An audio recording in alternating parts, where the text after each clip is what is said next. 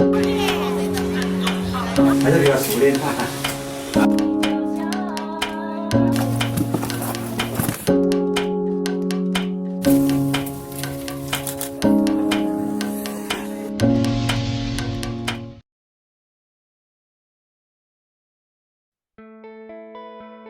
Mr. Yasiru is the founder of the Belt and Road Sri Lanka.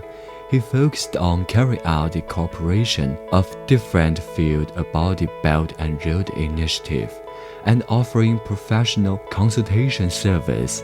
This time, Mr. Yasiru came to Yichun to experience Yichun's ecological civilization and discovered more possibility for the future cooperation. I got a good experience, and I hope to share with others also my experience, and I hope in the future you all can also promote these small communities and regional developments to the outside world and also within China. Taste the rice wine and delicious food. Watch the wine-making skills. On the first day of the trip, Mr. Yasiru came to Mengshan Town, Shanggao country, to experience a folk rice wine culture festival. Mengshan Town is known as the hometown of rice wine. The Mengshan Rice Wine Culture Festival connecting people in various villages together and have been linked by the rice wine for thousands of years. In the afternoon, Mr. Yasiru experiences the root carving under the guide of the representative inheritor of the Provincial Intangible Cultural Heritage Project and felt the charm of the root carving art.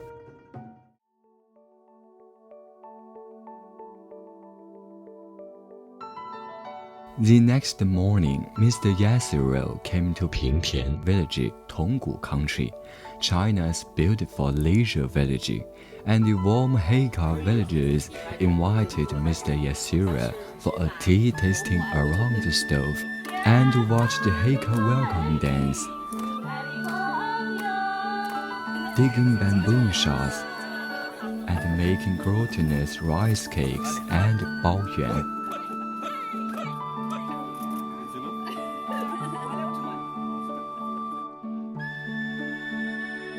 Mr. Yasiru personally felt the special local custom of Hakka and marveled at the construction of new rural in China. In the afternoon, Mr. Yasiru visited two national 4A scenic spots, Tianzhu Mountains and the Tongli Culture Tourism Resort. To experience the culture and tourism complex project combine ecological, and he was intoxicated in the green waters and mountains of Tonggu. Beautiful landscapes here. It's pretty unimaginable. The mountains, the trees, the seasonal changes. It's very beautiful. It's a part of China I have never seen before.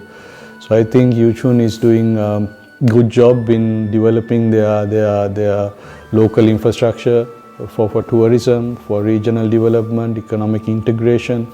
So these are the things I think they are successfully doing. So I'm happy that I got to witness it in first-hand experience.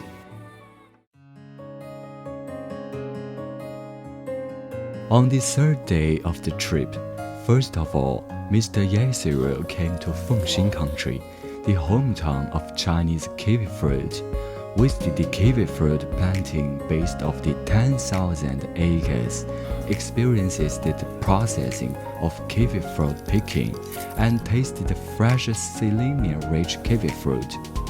Mr. Yasiru was impressive. On the afternoon, the delegation came to Jiangxi province for a rural tourism spot. Jing'an country, Zaodu town, Gangbei village, experiences the rafting. The small bamboo boat rode into the autumn painting of Jiangnan water town. After that, Mr. Yasiru personally experiences the production of the local food, JoyYiChun. Taste the steaming hot JoyYiChun and spoke highly of the modern development of the local people in harmony with nature. So I believe these are good examples of how ecological environment has worked, policies have worked in China. And it's a good model for other counties inside China and outside China as well. So I believe it's very effective, the environment protection which are adopted in Chinese policies. On the last day of the trip, Mr. Yasiru came to the small imperial palace in the mountains, Chinese traditional culture park. To visit it, he changed into Chinese ancient costume in the garden to carry out a journey from modern to ancient time. Mr. Yasiru felt very interesting. Yichun is very culturally very rich area from my understanding from last few days. So I think this region have very rich, cultural and historical backgrounds for the locals to develop on.